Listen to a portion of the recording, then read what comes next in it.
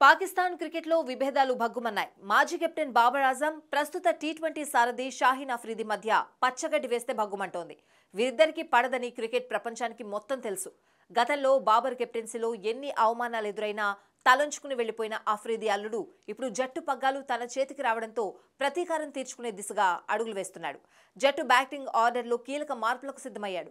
రాబోయే టీ20 ప్రపంచ కప్ కు ముందు జరిగే ఆఖరి పోటీ సిరీస్ ఇదే కనుక ఏవైనా మార్పులు చేర్పులు ఉంటే ఇక్కడే పరీక్షించాలని చూస్తోంది.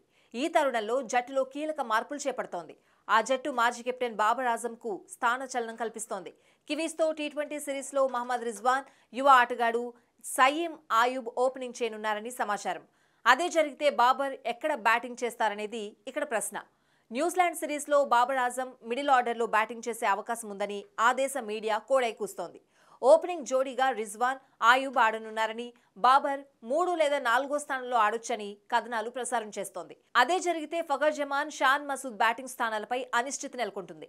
ఒకవేళ వీరిద్దరూ జట్టులో ఉంటే పాక్ మాజీ కెప్టెన్ 5 లేదా 6వ స్థానంలో బ్యాటింగ్ చేయొచ్చు అనేది మరో కథనం. జట్టు పగ్గాలు తన చేతిలో ఉన్నప్పుడు రాజులా వెలిగిన బాబర్ ఆజం పరిస్థితి ఇప్పుడు మరీ దారుణంగా తయారైంది.